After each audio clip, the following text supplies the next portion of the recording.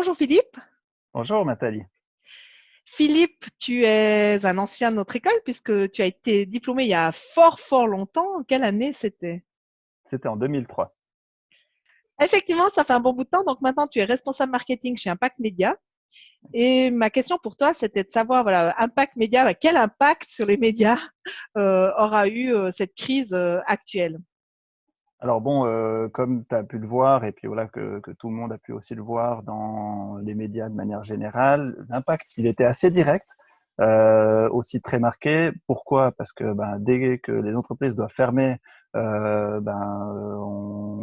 n'a plus d'activité commerciale. Si on n'a plus d'activité commerciale, c'est clair que la publicité en tant que telle, en tout cas pour la promotion des ventes, elle n'a pas tellement son sens, quoi. Donc c'est clair que nous, on a été passablement impactés. Alors que ce soit sur le print, le digital un petit peu moins, et un peu moins d'effet par rapport à ça. C'était aussi plus des campagnes, je dirais, de branding, de notoriété qu'on a pu observer. Du coup, on a un petit peu moins d'impact, je dirais, sur le média, mais sur tout ce qui est média print, ouais, en tout cas tout ce qui est presse quotidienne, c'était quelque chose d'assez marqué, toujours assez marqué, qui se détend un petit peu aujourd'hui parce que voilà, on a une reprise qui est prévue, en tout cas pour la plupart des entreprises le 11 mai. Donc ouais, c'est quand même assez intéressant. Alors, ma question subsidiaire, c'est, voilà, les entreprises reprennent, c'est l'activité économique qui reprend. Peut-être pour préciser, on est au début mai 2020. Euh, avec quel message une entreprise devrait repartir? Parce que finalement, on a un peu emprunté, c'est de dire, on sait qu'il y aura un impact économique fort, on sait qu'il y aura un impact social fort. Qu'est-ce qu'on peut dire en tant qu'entreprise au moment où on se réjouit de reprendre et en même temps, on sait qu'on va sur un marché qui est compliqué? Si je peux donner, je dirais 5 constructions ou conseils qu'on peut adopter sur la communication et le message en fait qu'on veut faire passer. Le premier message le plus important, c'est surtout de rassurer et puis d'informer. Pas de messages promotionnels ou de messages voilà, qui sont alambiqués. Il faut aller droit au but et surtout informer les gens. L'information sur les mesures, c'est vraiment un des premiers messages que les gens doivent faire passer. Pourquoi? Parce qu'on se rend compte que même si le fitness ou si l'entreprise du coin, elle rouvre, les gens sont pas forcément hyper rassurés aujourd'hui de dire ben voilà, je vais me retrouver à 50, 60 personnes dans un fitness ou dans un magasin de meubles. Voilà, c'est pas hyper naturel aujourd'hui de ressortir de sa maison et puis de dire ah ben super, je vais aller faire les courses, quoi. Et puis là, je profite de faire un petit peu de promo pour un site gratuit, donc du coup, c'est un peu moins de la promo. On a mis en place typiquement avec le groupe ESH Média, donc voilà, qui regroupe les médias, le Nouvelliste, La Côte, Arc Info notamment, et puis Impact Média. On a mis en place un site gratuit qui s'appelle ouverici.ch, sur lequel vous pouvez directement aller. Et en fait, c'est un site où les entreprises peuvent directement s'inscrire gratuitement. Et on a orienté le site, c'est pas un annuaire normal, c'est plutôt un annuaire qui va donner l'information de dire mais qu'est-ce que je peux retrouver en termes de mesures de protection chez ces différentes entreprises. Et voilà, on voit que c'est assez important par rapport à ça. Est-ce que c'est ouvert? Est-ce que ce site est aussi ouvert pour les entreprises de la restauration, par exemple? Alors oui, c'est tout domaine. Donc en fait, on a des différentes rubriques, notamment la restauration, mais il y a aussi de la culture, des entreprises de services. Voilà, c'est vraiment un annuaire, je dirais, qui est rubriqué sur un panel assez large d'entreprises. Et puis l'idée, c'est que les Valaisans ou les gens d'autres régions puissent s'informer de savoir quand je vais aller dans un point de vente, qu'est-ce que je retrouve. Donc je dirais que ça, c'est un des premiers points en termes de communication à mettre en place qui est assez important, ou en tout cas d'informer les gens, quoi. Alors ça peut passer par un site comme ça peut passer par une annonce radio, une annonce presse ou du social media, peu importe, mais ce qui est important, c'est de le dire, parce que d'avoir un message uniquement pour dire mon magasin ouvre de nouveau, ce sera pas suffisant, parce que les gens ont vraiment besoin de ce côté rassurant de dire vous pouvez vraiment venir en toute sécurité chez moi. Et voilà, ce sera un des points en tout cas qui sera assez important. Donc voilà, ça c'est en tout cas en termes de message quelque chose, on sent que c'est vraiment important.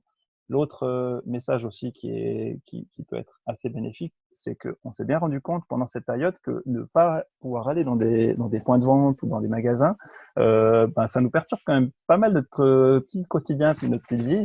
Et du coup, on s'est rendu compte qu'il y a passablement de gens qui ont été très dynamiques et puis qui ont mis en place les services de livraison à domicile, de takeaway ou de click and collect, de dire voilà, je vais sur le web, je fais ma précommande, puis ensuite je passe chercher mon produit.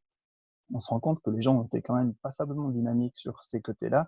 Mais pour que ça fonctionne, il faut le dire de nouveau. Et puis là, c'est des messages qui sont toujours assez positifs et assez intéressants.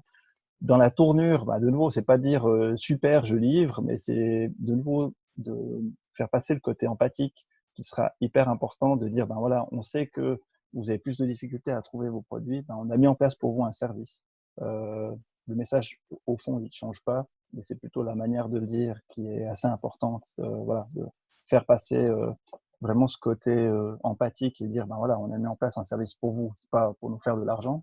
Alors oui, parenthèse quand même, mais je pense qu'il y a déjà peu d'entreprises qui sont vraiment fait de l'argent avec ces dispositifs-là. Ils ont plutôt sauvé les meubles, parce que voilà, si on prend l'exemple d'un restaurateur, qui peut-être doit encore payer son loyer pour un lieu qui n'exploite pas ou autre. Voilà, je pense que la livraison à domicile, c'est plus pour sauver les meubles que pour vraiment se faire de l'argent. Et puis, de nouveau, c'est un vrai service pour les gens parce qu'ils attendent vraiment ce côté-là. Donc, ouais, ça, c'est vraiment assez important par rapport à ça. Aussi, ce qu'on se rend compte, il n'y a pas seulement de messages qui passent sur les réseaux sociaux, dans les médias, de manière assez générale, c'est le retour à la responsabilité du consommateur et puis ce côté consommation locale. Et ça, on se rend bien compte que tout le monde s'est beaucoup posé la question de dire ok, je commande en Chine à prix préférentiel ou auprès de grandes plateformes américaines de vente en ligne. Est-ce que je vais continuer à le faire? Parce que je me rends bien compte qu'il y a des gens qui vont peut-être potentiellement perdre leur job. C'était déjà pas facile pour eux en termes de commerce parce que c'est des petites boutiques, elles sont en ville, elles sont pas forcément équipées au niveau du digital. Qu'est-ce que je vais faire? Donc, ce côté soutien du commerce local et puis montrer l'importance des commerçants locaux, montrer l'importance de la vie justement de ces entreprises et puis le fait de consommer chez eux, on se rend compte que ça revient très fort. Alors, la grande question qu'on se pose, c'est est-ce que ça va durer? Mais en tout cas, je pense que toutes les personnes et toutes les entreprises qui se positionnent aujourd'hui sur ce consommer local, en tout cas, on se rend compte que ça a ses effets. C'est assez important pour les gens. Et puis, voilà, on espère que ça durera le plus longtemps possible. Et puis, si ça redescend, de nouveau, je pense que c'est des messages en termes de communication pour des entreprises locales qui sont importantes à garder et ouais, de nouveau à construire un petit peu tout un lexique et puis toute une manière de communiquer aux gens, je pense, qui est assez importante par rapport à ce qui se passe aujourd'hui. Voilà, ça c'est assez important. Un autre conseil qu'on a vu, on a vu pas seulement de gens qui l'ont fait, c'est de nouveau ce côté donner des conseils. C'est dire, voilà, je suis un coiffeur, voilà, pour prendre un exemple typique. Donc, je suis pas allé voir ma coiffeuse, je l'ai fait tout seul, mais je fais pas trop de dégâts. On s'est rendu compte que voilà, les gens avaient des besoins, ils pouvaient peut-être pas consommer, mais au final, si l'entreprise chez qui ils auraient pu consommer, elle est déjà là pour leur donner des conseils, on se rend compte que c'est déjà un service et puis c'est aussi un moyen de fidélisation. De dire, voilà, je suis ton coiffeur, tu peux pas venir chez moi, je vais peut-être juste expliquer comment utiliser un ciseau puis un rasoir. Ou je suis un fitness, tu as payé ton abonnement, tu peux pas venir chez moi, je vais te donner des cours à distance, tu te connectes sur la vidéo et puis voilà, je te donne des petits conseils pour pas que tu te casses le dos la première fois que tu fais des squats tout seul chez toi. Voilà, c'est assez important. Et puis au final, si on arrive à garder le lien, et c'est vraiment le message qui était assez important pendant la crise, c'est vraiment garder le lien avec ses clients ou ses prospects. C'était vraiment quelque chose d'assez important. Et voilà, c'est utilisable quasiment, je dirais, dans tous les services, dans tous les domaines d'activité. Voilà, nous, typiquement, on a mis en place quelques conseils en fait sur nos sites de dire voilà, comment on continue la communication, soit en termes de messages, soit en termes de médias. Et puis, on se rend compte que c'est assez important. Les gens sont dirais, assez vite perdu parce que nous, ils ont leur quotidien qui a changé du jour au lendemain. Et puis, c'était assez important qu'ils puissent avoir un petit peu des repères. Et puis, ces conseils, ça permet justement d'avoir ces différents repères, quoi. Donc voilà, j'ai dit que j'en donnais 5, je donne le dernier. Euh, le dernier, c'est surtout divertir. Je pense que, alors, ça devient un peu moins important maintenant qu'on reprend, mais en tout cas, dans la période où le Covid-19 était vraiment très ancré, le semi-confinement était de rigueur, il y a vraiment ce côté divertissement qui était assez important, quoi. Donc vraiment divertir les gens, soit avec des concours, soit avec voilà, de dire ben, je suis un marchand de meubles et puis tu veux changer ton salon mais tu peux pas venir le chercher, ben, essaye déjà de configurer ton salon avec un outil en ligne.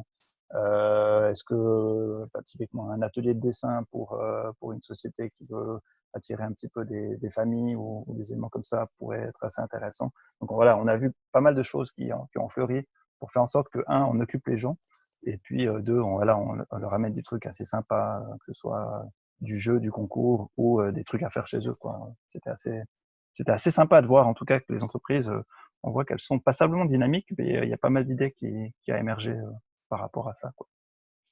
Oui, alors peut-être ce qu'on peut relever aussi, c'est la créativité dont on fait preuve, soit les entreprises, soit les particuliers, alors pour nous faire rire et en tout cas nous divertir pendant cette période de confinement.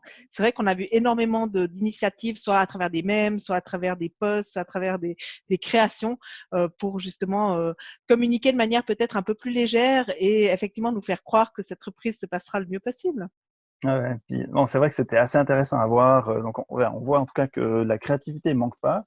Après, on a été aussi aidé par le Conseil fédéral qui sort des phrases cultes et puis on peut rebondir directement dessus. Donc voilà, ça joue aussi, ça joue aussi en faveur de la créativité. Mais c'est vrai que on se rend compte que soit des gens étaient très réactifs. Ben voilà, il y a une société typiquement qui a lancé des t-shirts avec le conseiller fédéral Berset et sa fameuse phrase. Donc voilà, on voit que soit si on est réactif, ben, on voit que ça fonctionne. Puis voilà, pas besoin d'être en crise pour savoir que ça fonctionne.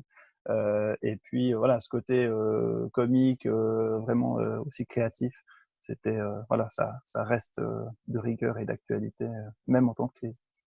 Voilà. Eh ben, c'est sur ce mot positif et un peu plus léger qu'on va rester. Merci beaucoup, Philippe. Merci.